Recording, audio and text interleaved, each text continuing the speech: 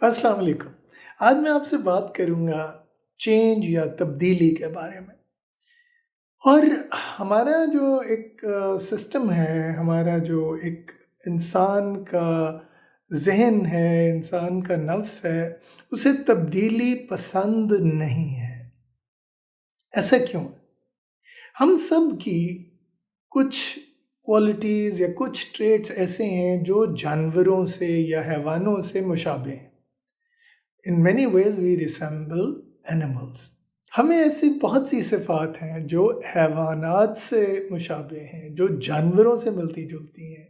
تحقیق سے ہمیں یہ پتہ چلا ہے کہ جانور جو ہیں وہ تبدیلی کو بالکل پسند نہیں کرتے، اور تبدیلی کی جگہ پہ وہ بہت سی نقصانات برداشت کر لیتے ہیں، بہت سی اذیت برداشت کر لیتے ہیں، لیکن تبدیلی کو ہر حال میں ایوائڈ کرتے ہیں، اس سے بچنے کی کوشش کرتے ہیں۔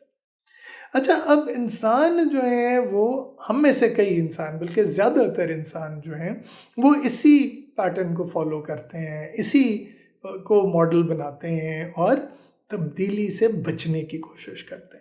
حالانکہ اگر سوچا جائے تو انسانی زندگی جو ہے وہ ہے ہی اصل میں اس کا تبدیلی کا نام۔ انسان جو ہے اس کے اندر جو ہائر فنکشنز ہیں یا ہائر ٹریٹس ہیں یا جو اونچے درجے کی غیر حیوانی صفات جو اس کی ہیں، ان میں ایک سب سے بڑی یہ ہے کہ وہ تبدیلی پہ تیار ہوتا ہے، تبدیلی پہ آمادہ ہوتا ہے۔ اس کا سب سے بڑا جو ہمارے پاس ماڈل ہے اسلام میں وہ ہجرت ہے۔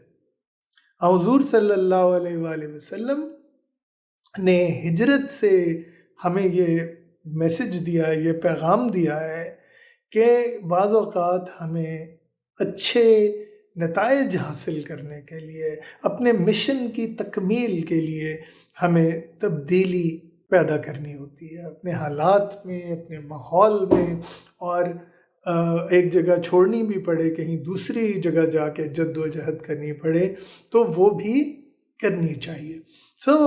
تبدیلی جو ہے وہ انسان کی فطرت میں اسی طرح ہے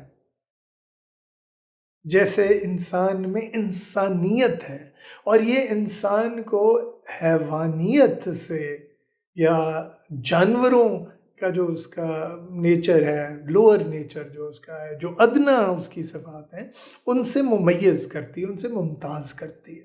تو جب ہم تبدیلی کو، چینج کو اپریشیٹ کرتے ہیں، اسے انکارپوریٹ کرتے ہیں، اسے اچھی طرح سے سمجھ کے اپناتے ہیں، تو پھر کیا ہوتا ہے کہ ہمیں کم تکلیف ہوتی ہے تبدیلی سے۔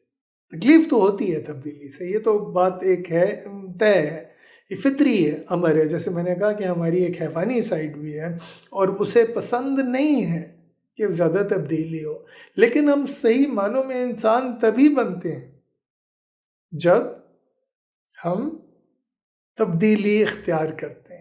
تبدیلی سے کیا ہوتا ہے؟ ہماری گروتھ ہوتی ہے، ہماری ڈیولپمنٹ ہوتی ہے، ہمارے مشن کی اکمپلشمنٹ ہو سکتی ہے، ہمارے ویژن کی اکمپلشمنٹ ہو سکتی ہے، اور یہ ساری اچھی اچھی چیزیں جو ہیں وہ ہماری ذات میں، ہماری صفات میں جو ہے ایک مثبت تبدیلی لے کے آتی۔